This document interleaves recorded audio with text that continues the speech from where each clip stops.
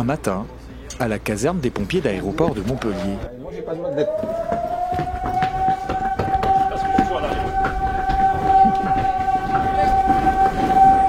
Un avion a pris feu sur la piste. Les pompiers n'ont que 3 minutes pour intervenir sur l'aéronef.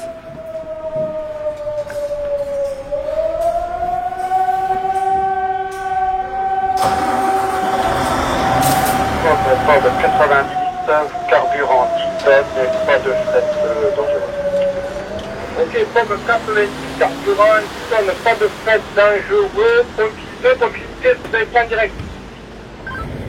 Ils s'approchent avec des véhicules équipés de citernes pour limiter la propagation du feu et de la chaleur.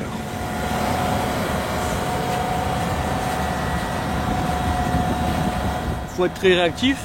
Il faut créer un couloir d'évacuation, éteindre le plus rapidement le feu pour pouvoir mettre du coup une évacuation en toute sécurité pour les passagers.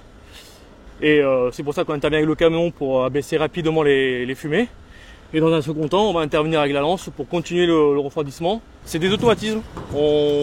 Par rapport à tous les entraînements qu'on fait régulièrement, il faut que les choses s'enchaînent et c'est des automatismes qui apparaissent, qui reviennent. On réfléchit à ce qu'on fait pour être percutant, mais c'est l'entraînement.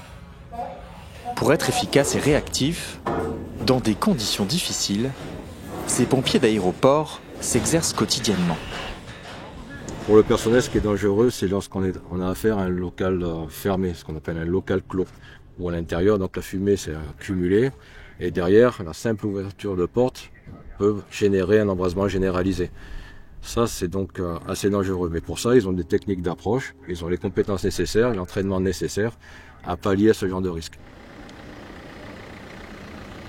Leur mission, c'est aussi intervenir dans l'aérogare. L'exercice du jour, une passagère fait un malaise, assise dans le hall d'embarquement. Bonjour madame. Bonjour. Alors, pendant qu'on vous prend les paramètres, madame, je vais vous demander dans un premier temps votre nom, s'il vous plaît. Hazem, H-A-Z-E-M. C'est une malaise bénin le plus souvent.